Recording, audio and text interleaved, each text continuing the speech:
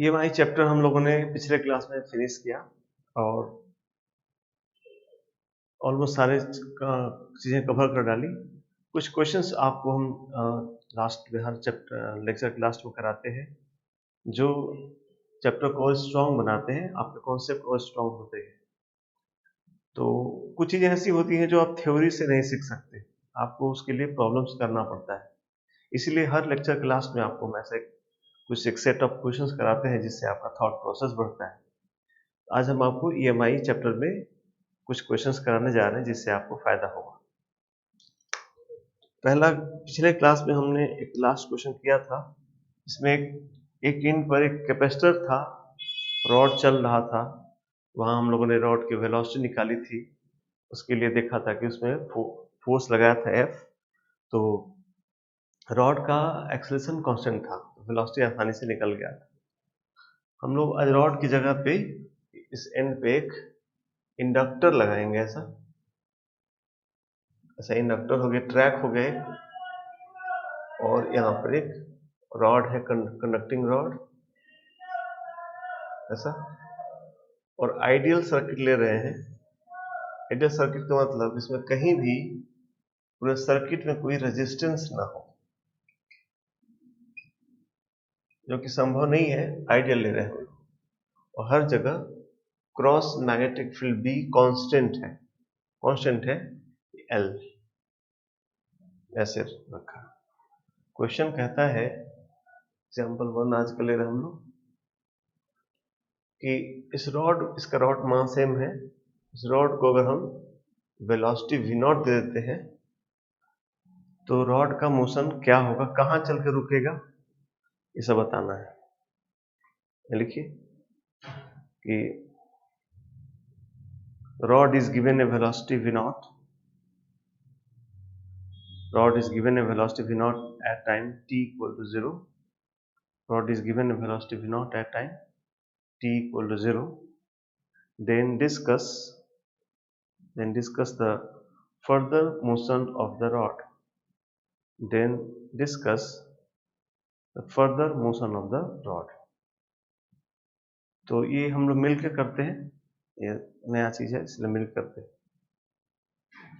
तो मान लीजिए कहीं किसी वक्त टाइम t पर रॉड यहाँ पहुंच गया, यहाँ रॉड आ गया, टाइम t अभी हो रहा है, वेलोसिटी ऑफ कोर्स घट गई होगी। किस बेसिस पे हम कह दे रहे हैं कि वेलोसिटी घट गई होगी, तो वही लेंज लो, इधर जा रहा है तो फ्लक्स बढ़ रहा है, जरूर कोई खींच रहा होगा तभी वेलोसिटी घटा होगा।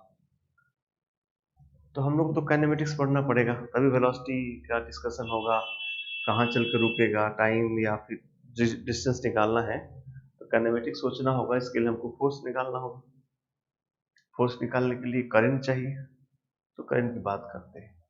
इस वक्त जब ये यहाँ पे होगा, इसमें इंडक्शन होगा, मोशनल इंडक्शन हो जाएगा।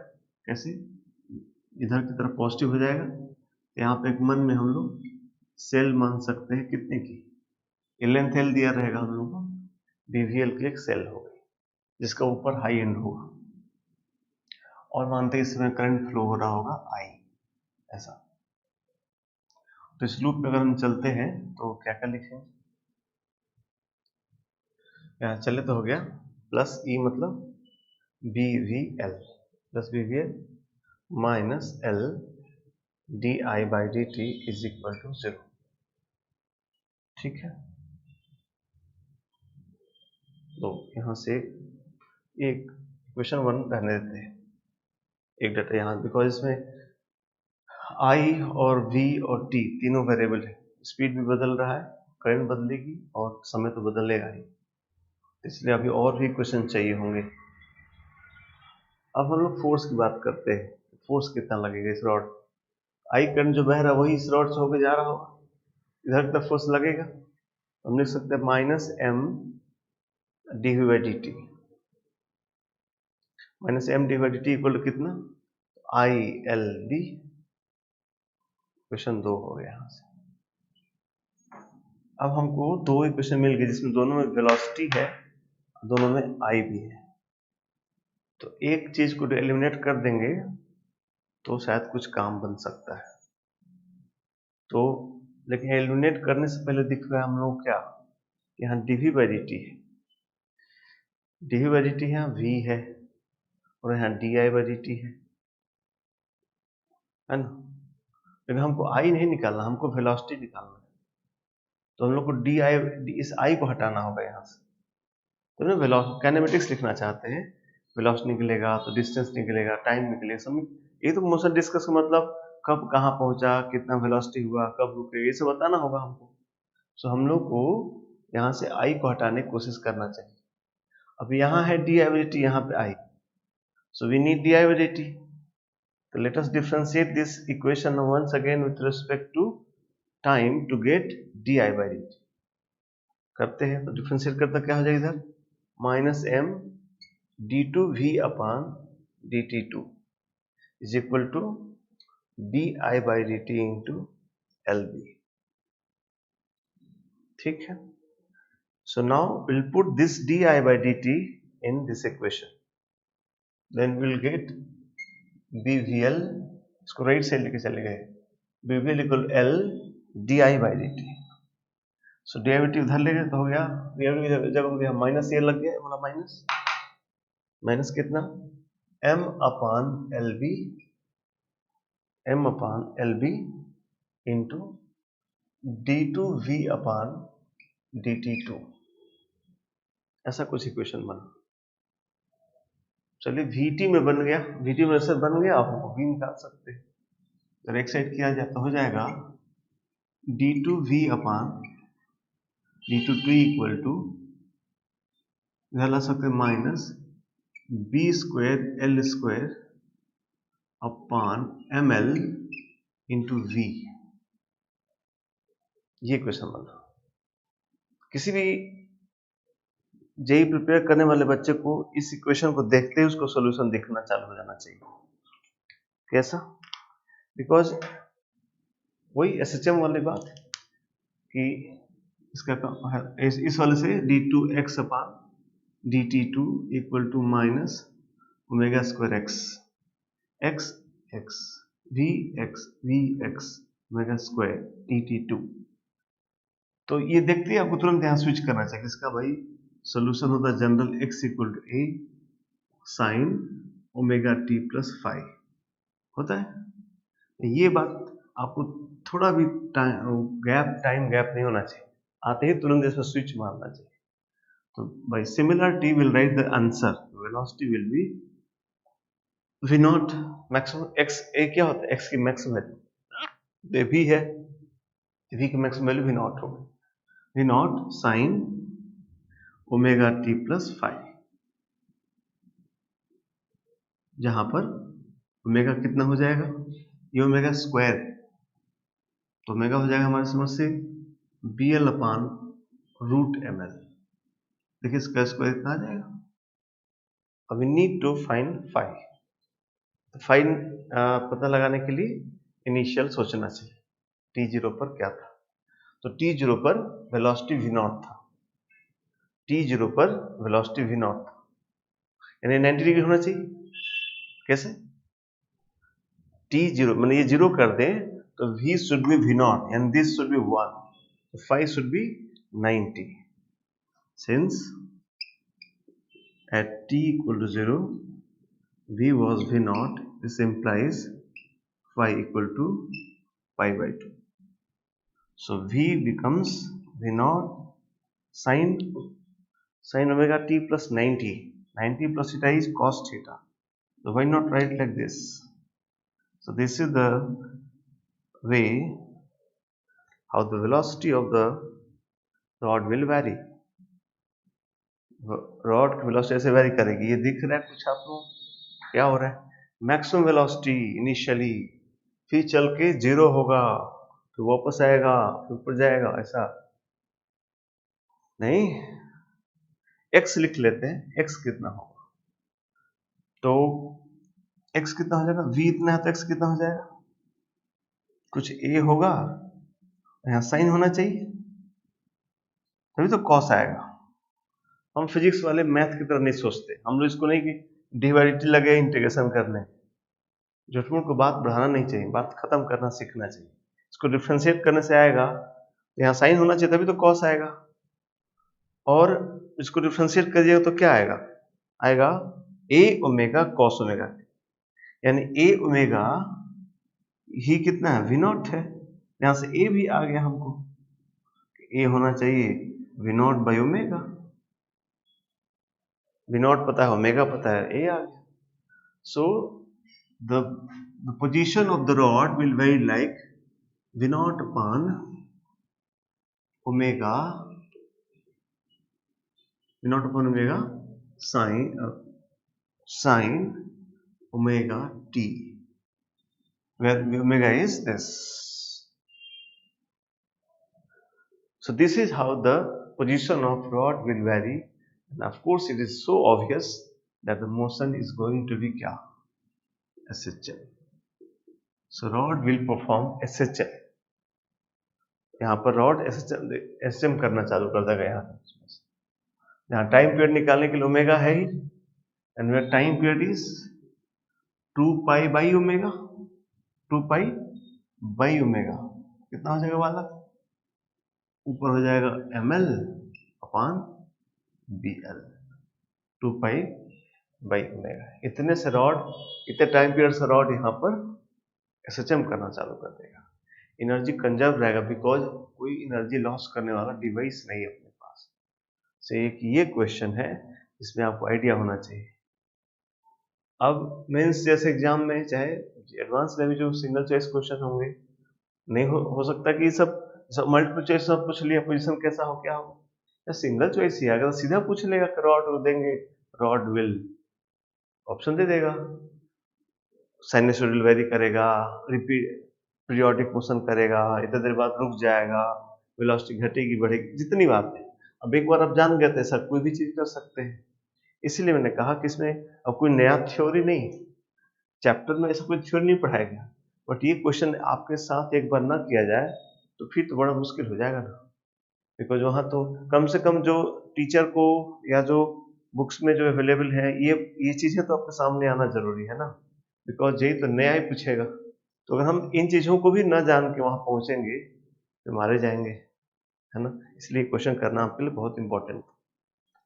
चलिए एक क्वेश्चन किया मैंने आपके लिए, और ऐसे कुछ क्वेश्चन करते हैं.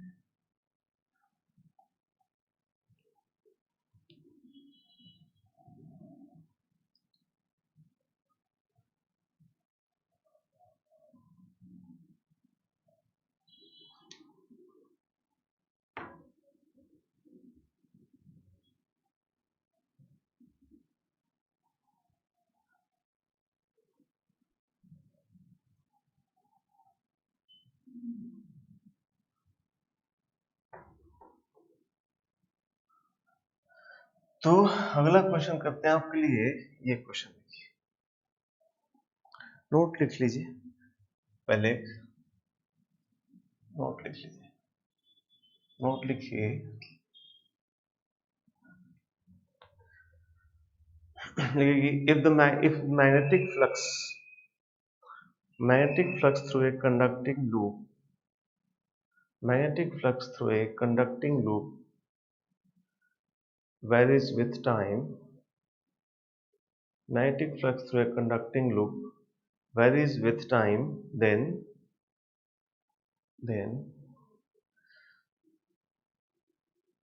the total charge through the loop, total charge flown through the loop can be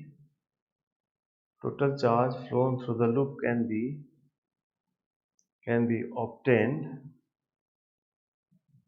by following method.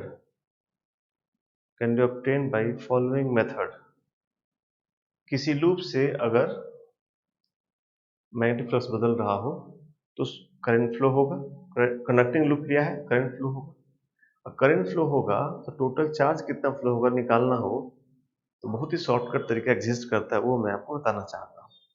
जैसे मान लिया हमने कोई ऐसा एक लूप ले लिया, कंडक्टिंग लूप लिया, और इसमें मैग्नेटिक फील्ड है जो वेरी कर रहा है, तो फैराडे लॉ के हिसाब से ईएमएफ कितना हो जाएगा, d phi by dt. I am not writing the minus sign to represent direction वो नहीं लिख रहे, अमाउंट बताना, इतना हो गया। सो यहां से करंट कितना फ्लो होगा, E by R, that is 1 by R D five by D T. सही है। तो बालक यहां पर आई है, अब आई को क्या लिख सकते हो, D Q by D T, D Q by D T, और ये डी टी कैंसिल कर दो। So D Q equal to क्या हो गया, डी फाइव बाई आर, और आर तो कांस्टेंट होगा, इसलिए सीधा बात हो गया, total charge flown equal to total flux change upon R, बस सिंपल। ये एक फॉर्मूले की तरह यूज करो, and this formula is so beautiful that it does not depend upon how the flux has change, what is the function of magnetic field, है ना, हमको नहीं पता कुछ नहीं। If we know the initial flux and we don't need any integration also. If we know the initial flux, the final flux, find the change in flux, and that change in flux upon R is the charge flow. So it's a very shortcut and very important method. मैं आप इस पे question कराता हूं आपको, फिर आगे बढ़ते हैं, इस कॉन्सेप्ट पे क्वेश्चन कराते हैं। क्वेश्चन है कि एक ये इन्फिनिट रॉड, इन्फिनिट वायर जिसमें आई करंट बह रहा है, और ये एक स्क्वायर लूप है ऐसा, ए साइड का, ये भी यहां से ये वाला ए पे है, ठीक है वाला। कहता है क्वेश्चन में इस स्क्वायर लूप को हम इस साइड के अबाउट रोटेट कर दिए, ऐसा ऐसा पलट दिए कि ये ऐसा हो जाए, ऐसा पलट दिए, मतलब क्या हुआ, ये A B C D A था, तभी यहां ए हो जाएगा, यहां पर डी हो जाएगा, ऐसा पलट दिए।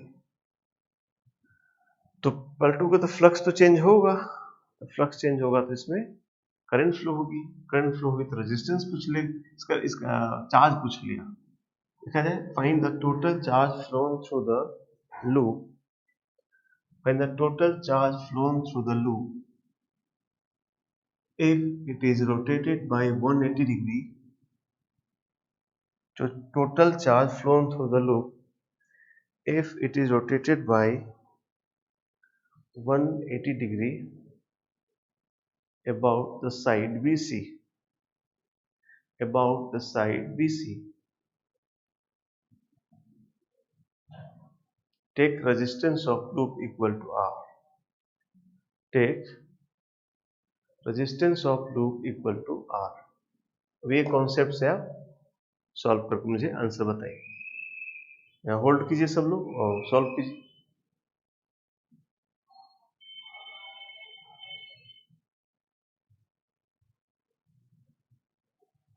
सोल्व कर लिए होंगे, मैं आपके लिखा रहा हूं, तो बस वही इनिशियल फ्लक्स और फाइनल फ्लक्स निकालना है।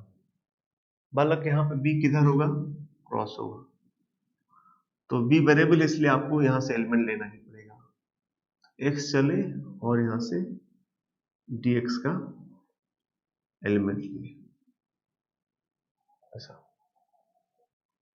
सो फ्लक्स निकाल दें, तो उस स्ट्रिप में ऐसा क्वेश्चन हम पहले भी कर चुके हैं, म्यूचुअल इंडक्टेंस वाला क्वेश्चन फिर भी कर रहे हैं। सो यहाँ टोटल फाई इनिशियल इक्वल हो जाएगा इंटीग्रेशन ऑफ यहाँ का B mu naught I upon 2 pi X, B यहाँ का mu naught I upon 2 pi X, B into इसका एरिया, एरिया हो गया ये ए हो गया into thickness D X, B into area flux हो गया। इंटीग्रेट कर देंगे हम लोग यहां से लेके यहां तक, यानी ए से लेके 2a तक, तो इनिशियल फ्लक्स आ जाएगा। ये कितना आ गया वाला, mu naught I upon mu naught I A upon 2 pi log 2, ये इनिशियल फ्लक्स आ गया। अब उसमें निकाला जाए फाइनल फ्लक्स, फाइनल फ्लक्स कितना हो जाएगा वाला, फिर उस तरह यहां भी स्ट्रिप लेंगे एक, और यहां तक एक्स लेंगे, यहां से यहां तक, तो कितना हो जाएगा, वहां पर हो जाएगा again mu naught I upon 2 pi X, wire से ही एक्स ले लिए A D X B into area. अब ये इंटीग्रेशन कहां से कहां, यहां से यहां तक, ये 2a है और ये 3a है, सो 2a से लेकर 3a तक इंटीग्रेट कर दें। देखो जब mu naught I A upon 2 pi log 3/2 होगा, log 3a minus log 2a is log 3/2। अब चेंजिंग फ्लक्स निकालना है,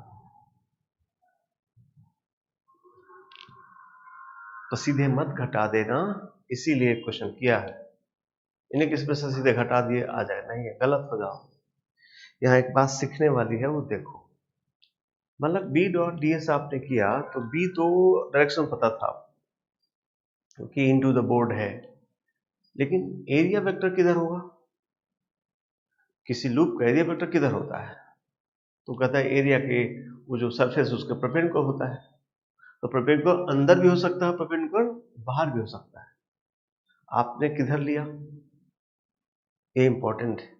देखो direction A B dot D S है, बी डॉट है तो एंगल 0 और 180 का लफड़ा हो सकता है, इसलिए ध्यान रखेंगे। जैसे मान लीजिए कोई एक ले सकते हैं, इसमें कोई गलती नहीं, बट एक बार किसी लूप का अगर आपने एरिया वेक्टर ले लिया, throughout the question you are not allowed to change the area vector direction.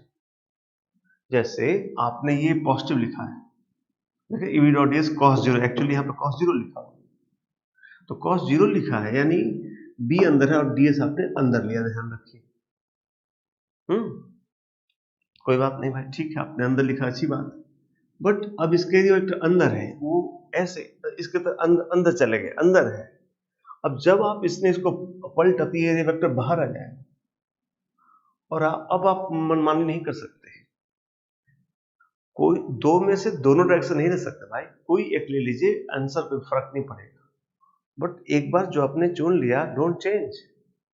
So once it ऐसे अंदर था, अब जो रोटेट करेंगे तो ऐसा बाहर आ जाएगा।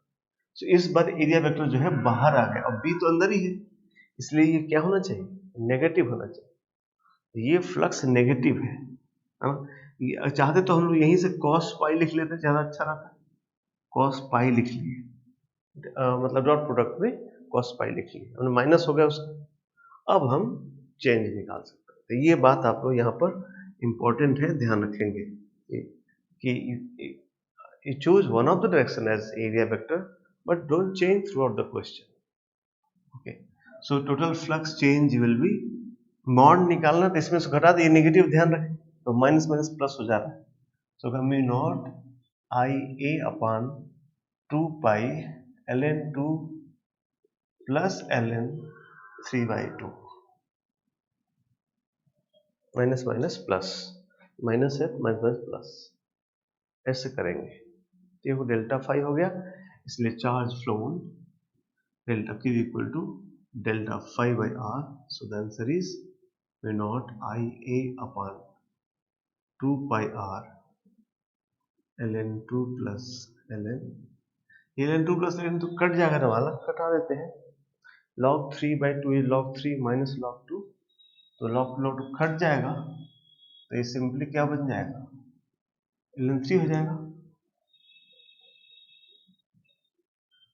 ये हुआ क्वेश्चन, ये हुआ मेथड, ये एक इंपॉर्टेंट क्वेश्चन है, हाँ? यहाँ एक चीज सीखी,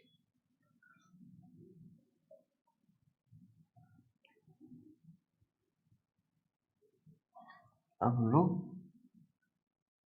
एक और अगला क्वेश्चन करते हैं। देखिए क्वेश्चन नंबर 3, एग्जाम्पल नंबर 3।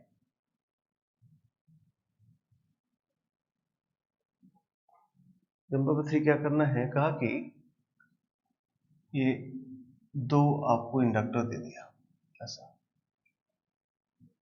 ठीक, सेल दे दिया, रजिस्टर भी दे दिया, आर L1 L2 E और स्विच पैरेलल में दे दिया, तो पूछेगा कि दोनों में करंट बताइए। क्वेश्चन हो गया, क्वेश्चन लिखे find current flowing through current flowing through each inductor at any time t. Current flowing through each inductor at any time t. Since आपको ये सब पढ़ाया गया है, कुछ छोटी छोटी सी बात जो मैं बताऊंगा, इसलिए आप एक अटेम्प्ट लीजिए, ताकि कोई जहाँ पे हमने सिखाना मैंने सिखा दिया आपको, यहाँ आप कर सकते हो बालक, इसलिए एक अटेम्प्ट लो और फिर हम लोग मिल करते हैं।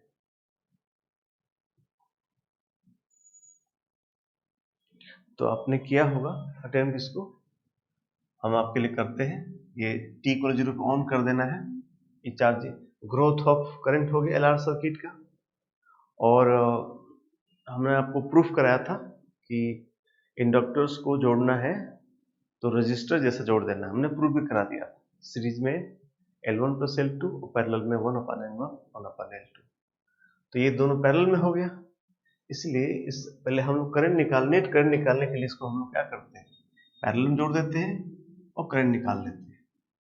तो बोला जाए I इक्वल कितना हो गया, I इक्वल आई नॉट मतलब जब ये कब स्टेडी स्टेट में I नॉट होता है, उसमें क्या करते हैं, इनको कंडक्टर जोड़ देते हैं, E/R हो जाएगा, E/R आई नॉट हो E/R ब्रैकेट में 1 power E power T by tau.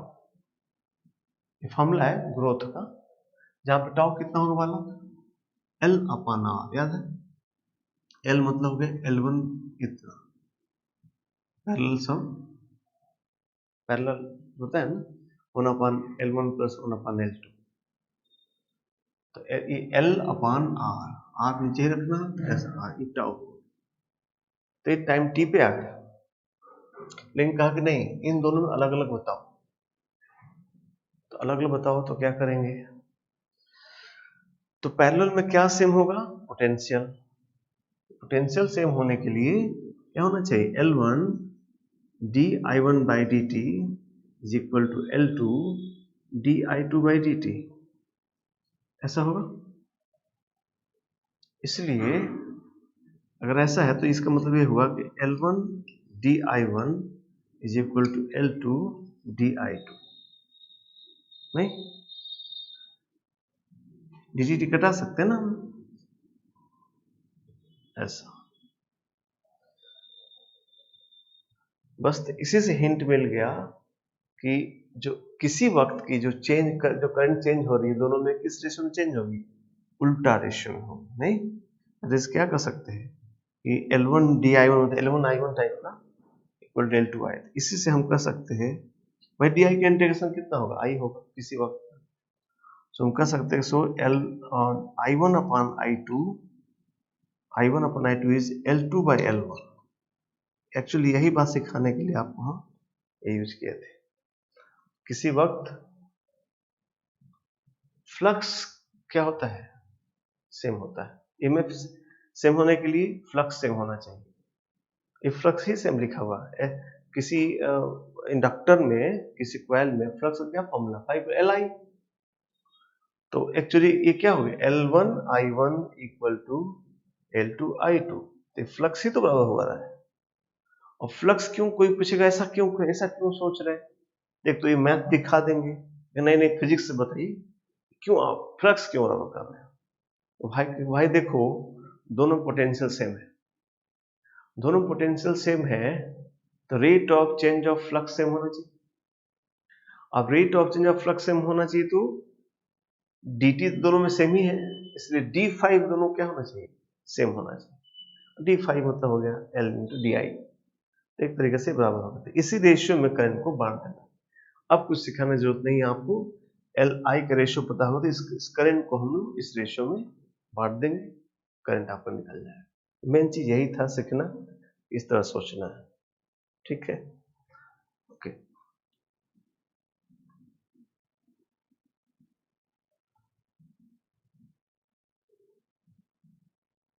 एक नोट यहां लिख लेंगे बालक, एक अलग से एक और नोट लिख लीजिए।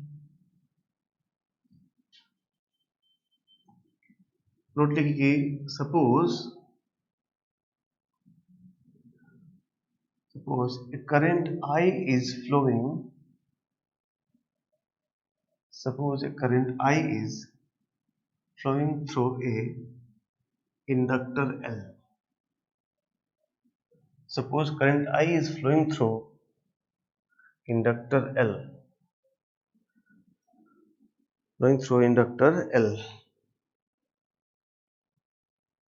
अब लिखो कि if somehow its inductance is increased n folds. If somehow its inductance is increased n folds, n गुना बढ़ा दिया, n folds, then क्या होगा? कोई चल रहा था एक बैग, उसमें कोर डाल दिया, उसमें फेरोमैग्नेटिक मटेरियल भर दिया, एक बैग डाल दिया, तो एक बैग बढ़ जाएगा, L बढ़ गया n गुना, तो क्या चीज प्रभाव पड़ेगा? आई पर, कि एनर्जी पर, कि पोटेंशियल पर, कि क्या पर, या किसी प्रभाव नहीं पड़ेगा, है ना? ये अक्सर बीच में आ जाता है, तो ध्यान रखना है, इसलिए नोट आप लिखवा रहे हैं. इंडक्टर इज इंक्रीज कितना n folds, then the flux through the inductor will not change immediately. Flux through inductor will not change immediately.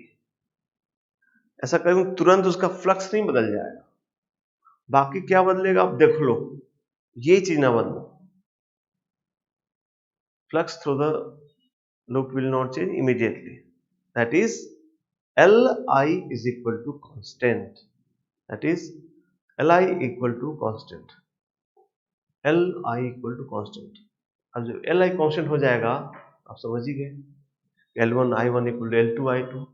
तो अगर L n गुना हो गया है तो I उस वक्त के लिए 1/n हो जाएगी, बाकी अपना देखते रहिए. तो एनर्जी घट गया कि बढ़ गया? Half L I square,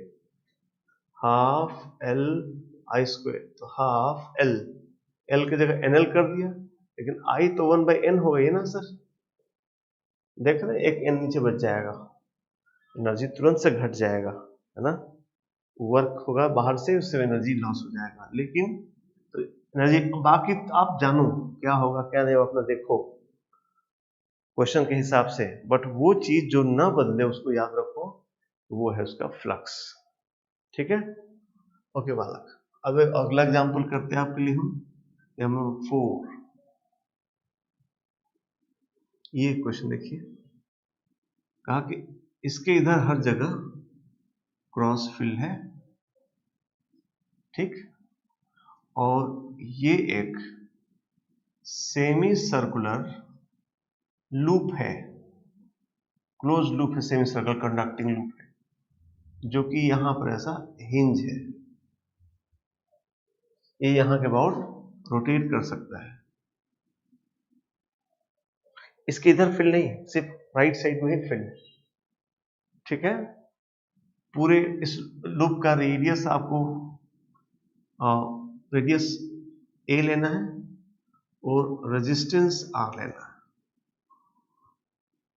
loop का रेजिस्टेंस r लेना है, रेडियस a लेना है, मैग्नेटिक फील्ड B है जो कि कांस्टेंट, मतलब जो इंडक्शन होगा उसका ओरिजिन क्या होगा? मोशनल की इंड्यूस इलेक्ट्रिक फील्ड, हाँ मोशनल होगा बिकॉज बी कांस्टेंट. क्वेश्चन कहता है कि इसको अल्फा मैंने एक्सेलरेशन दिया जा रहा है, रेस्ट से स्टार्ट होता है, अल्फा से एक्सेलरेट किया जा रहा है.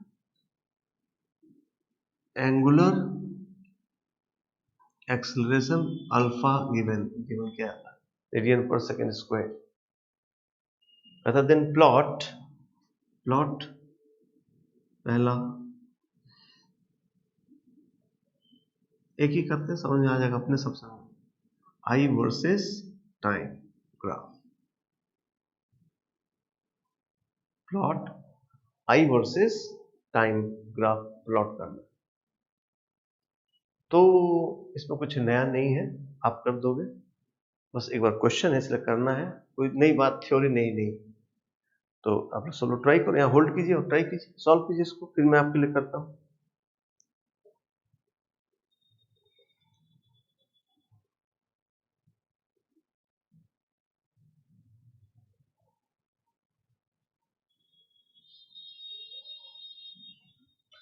उम्मीद करते हैं सभी फ्रेंड्स किए होंगे, हम करते हैं आपके लिए।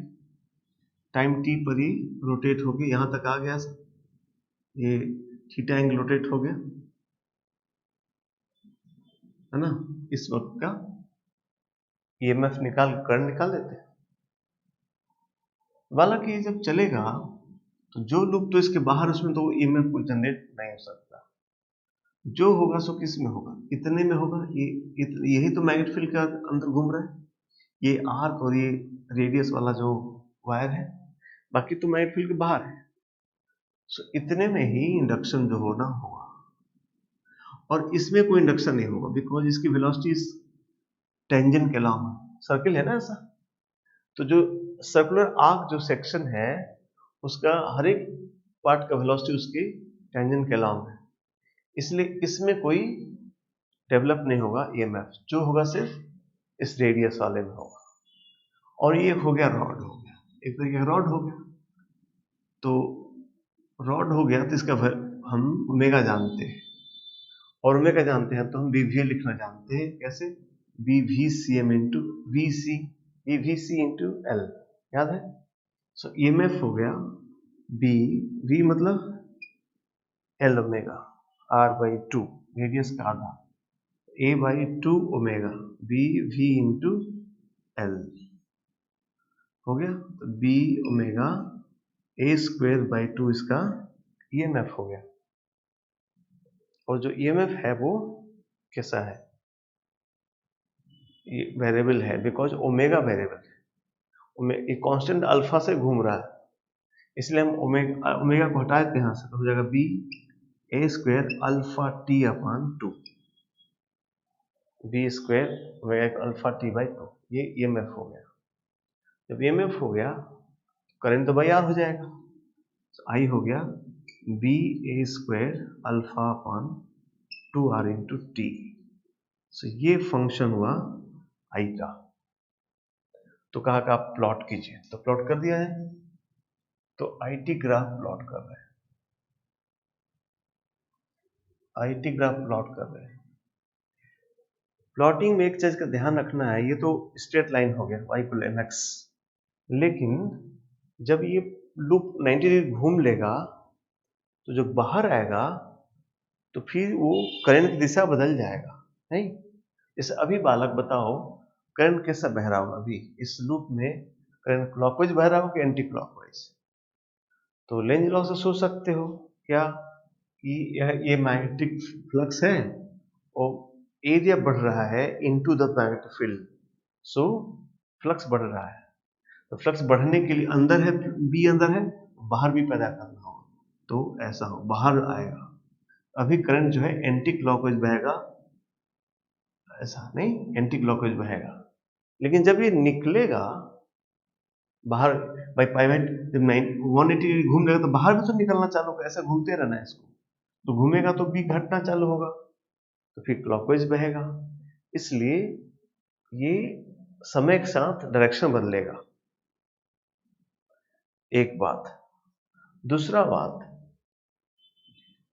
तो बना दिया जाए, डायरेक्शन बना दिया, दूसरा बात क्या, सिंबल y=mx हो गया, तो ये ऐसे बना दिया हम लोगों ने, है ना, कितना में टी टाइम पर। अब जो ये चेंज करेगा वो क्या, तुरंत एक बैक इसका डायरेक्शन नीचे आ जाएगा, यहां से स्टार्ट करेगा, फिर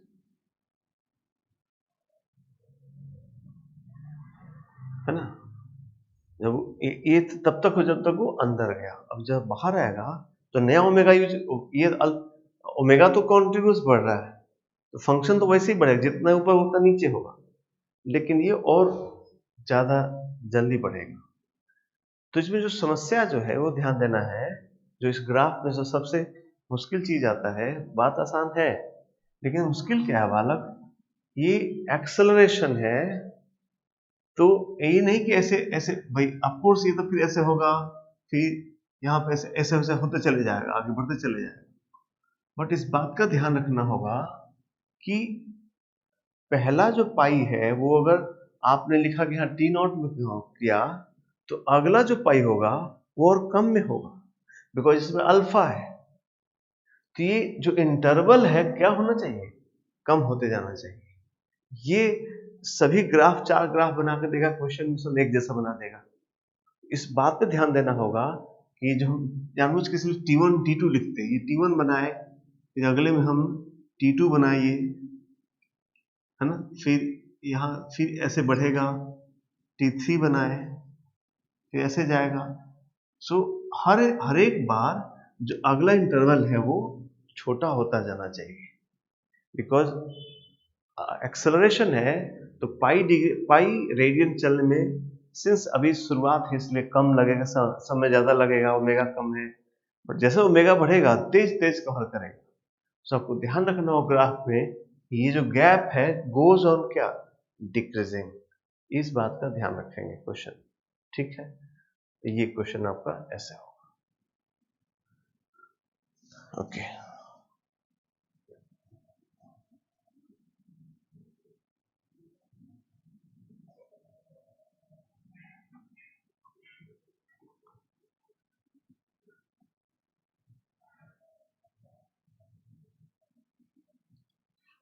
यहाँ पर लिख दिया जाए, ये जो T1 है वो बड़ा है किससे, T2 माइनस T1 से, और ये बड़ा है, अगला घटते चले जा रहे हैं T3 माइनस T2 से, एंड सो ऑन। इस बात का ख्याल रखेंगे। एग्जाम्पल नंबर 5, एग्जाम्पल आपको और कराते हैं। ये देखिए, कहा कि एक ऐसा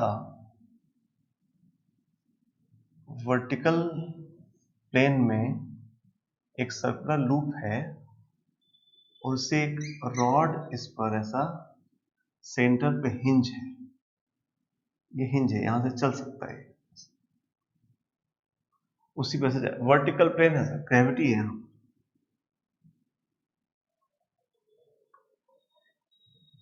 ठीक है। तो कहता कि यहां पर ऐसा ये थीटा चल दिया, इसको आपको ये थीटा लेना है, और फिर कहता है कि आपको जो ट्रैक है उसमें, और जो ये एंड है ये वाला,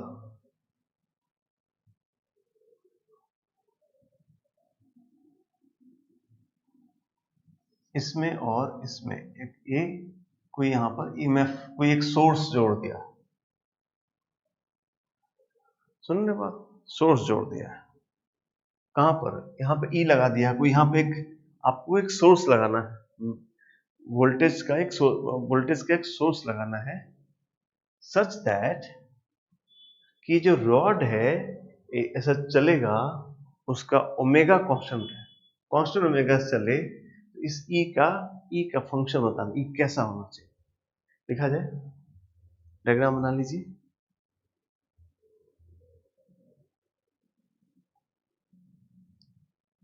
और लिखिए, find the variation of EMF E, find the variation of EMF E such that, इसका मास एम लेंगे रॉड को भाई, रॉड का मास एम है, रेडियस आर ले लीजिएगा, रेडियस एल ले लीजिएगा,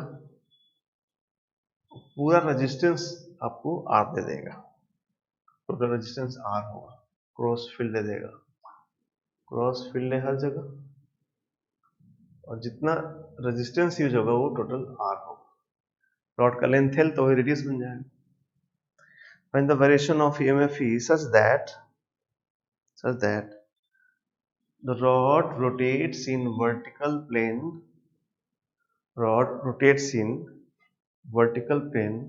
with constant angular velocity,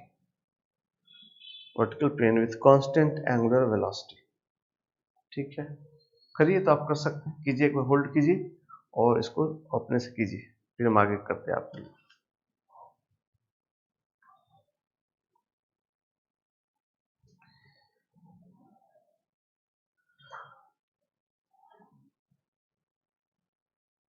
उम्मीद करते हैं आप लोग किए होंगे। यहाँ बताना है तो थीटा जो हम घूम चुके हैं, थीटा थीटा कितना हो गया, ओमेगा टी, कांस्टेंट ओमेगा से घूम रहे हैं, ओमेगा टी हो गया। अब कांस्टेंट ओमेगा होने के लिए, ओमेगा अगर कांस्टेंट होना है तो अल्फा जीरो होना चाहिए। अल्फा जीरो होने के लिए क्या, टॉक जीरो होना चाहिए। तो बालक टॉक जीरो कर दिया जाए। किस किस का टॉक लगेगा, एक तो ग्रेविटी का लगेगा इधर mg, और दूसरा मैग्नेटिक फील्ड का लगेगा। तो वो कैसे लगेगा, वो इसको बैलेंस करके ऐसे लगना चाहिए, नहीं तो होगा ही नहीं। तो करंट वो तो ईएमएफ फिर तय करेगा ना मालक यहाँ पर। तो एक इसमें ऐसी ऐसी करंट बहना जरूरी है ताकि आइडियल क्रॉस बी टॉक इधर लगे। सिंस बी यूनिफॉर्म है इसलिए इसके ठीक बीचों बीच सेंटर में ही टॉक लगेगा, ये मैग्नेटिक फील्ड का है ना, मैग्नेटिक फील्ड का टॉक लगेगा। वो टॉर्क और एमजी का टॉर्क आपस में कैंसिल होना चाहिए। तो यहां से आई निकल जाएगा और आई निकल जाए एमएफ निकल जाएगा। तो पहले हम लोग टॉर्क कैंसिल करके आई निकालते हैं। तो जो मैग्नेटिक फील्ड का टॉर्क है होगा I L B into L by two. I L B force into बीच में, क्यों बीच में लगेगा, आई बी क्या है, यूनिफॉर्म, इसलिए जैसे एमजी भी यूनिफॉर्म है तो एमजी बीच में लगेगा, लेकिन वो वर्टिकल लगता है, ये तो रॉड के परपेंडिकुलर लगता है ना आइडियल क्रॉस पे। बट ऐसा इसका तो कॉम्पोनेंट तोड़ना पड़ेगा एमजी को आपको, या लेंथ तोड़ना पड़ेगा, एक ही बात है। कितना हो जाएगा, एमजी इंटू ये ओमेगा टी है तो ये ओमेगा टी होगा, तो इधर हो जाएगा साइन थीटा, यानी sign omega T into L by to. सही है, एमजी का ये ओमेगा टी है तो ये ओमेगा टी होगा थीटा, तो इधर हो जाएगा कॉस, इधर हो जाएगा साइन, साइन लिख दिया MG sine omega T into बीच का दूरी कितना, एल बाई टू। यहां से अपना आई आ गया, आई आ गया कितना, आई आ गया mg upon L V into sine omega T. इस तरह से करंट बदलना चाहिए। अब ये कैसे बदलेगा, तो एक ईएमएफ तो बाहर का है और दूसरा ईएमएफ इंड्यूस भी होगा, नहीं तो हम ईएमएफ, तो इसलिए हम लोग लिख देंगे नेट ईएमएफ कितना होगा। तो नेट ईएमएफ कितना होना चाहिए बालक, अभी देखो ये हम लोग ऐसा ये रॉड ऐसा घूमता हुआ बना रहे हैं, ऐसा ऐसा यहाँ थीटा ऐसा माने है ना ऐसा, तो इसका ईएमएफ किधर होगा, तो V तो ऐसे होगा, तो V क्रॉस V इधर की तरफ पॉजिटिव होगा, नहीं इधर करंट बह रही, तो E भी अपना ऐसे होना चाहिए। इसलिए जो अपना E है और ये वाला E, तो जो अपना सोर्स है वो वाला सोर्स प्लस जो ईएमएफ इंड्यूस हो कितना, B V मतलब L by two omega, B V into L V V L, circular motion V center का R omega L by two omega into L, this should be equal to M G upon L B sine omega T. इसलिए जो EMF हो गया M G sine omega T upon L B minus B L square omega by two. यानी इस sign के खुद ही समय के साथ क्या वैरी करेगा, देखो वेरिएशन है, नेगेटिव इसका डायरेक्शन भी चेंज करेगा बालक, ये तो कांस्टेंट बना दिया ना। देखो कुछ देर में साइन ओमेगा टी नेगेटिव भी हो जाएगा, जब भी पाई बाई टू से आगे बढ़ेगा तो नेगेटिव हो जाएगा, उलट जाना चाहिए पोलैरिटी, तो that function will take care of the polarity. ये जब इधर आएगा तो अलग डायरेक्शन होगा, जब ऊपर चढ़ेगा तो खुद ही नेगेटिव हो जाएगा, साइन ओमेगा टी माइनस बाहर आ जाएगा, तो वो आपको नहीं सोचना कि किधर प्लस माइनस होगा। This function itself contains the polarity, of course the sign of the cell. So this is function, ऐसा होना चाहिए। इस पे जेई ने अलग अलग ढंग से क्वेश्चन पूछ रखे हैं, ये क्वेश्चन ऐसे करना है, ठीक है। तो ये हुए कुछ क्वेश्चंस जहां पे थोड़ी छोटी छोटी बातें थी EMI में। बाकी तो हमने आपको पूरी तरीके से हर चीज करा दिया है। जो बातें यहाँ बताएगा उनको भी ध्यान रखिएगा और प्रैक्टिस कीजिए, क्वेश्चंस और कीजिए। जितना ज़्यादा करेंगे उतना ज़्यादा सीखेंगे। अब कोई नया चीज़ आपको नहीं मिलेगा। आप कहीं से भी क्वेश्चन करेंगे एडवांस का, मतलब EMI का किसी लेवल पर क्वेश्चन करेंगे, कहीं कोई नई बात नहीं मिलेगी, क्वेश्चन तो नया मिलेगा। ये तो एडवांस की दुनिया है, हर बार नया क्वेश्चन बनाता है, कॉन्सेप्ट नया नहीं होंगे, आप पढ़ाई हुई चीज़ों में से ही उनको सॉल्व कर सकते हैं, ठीक है। बढ़िया से रिविजन कीजिए और इस पर और थोड़ी प्रैक्टिस कीजिए, तो आपका ये चैप्टर परफेक्ट हो जाएगा, ठीक है। Okay, thank you.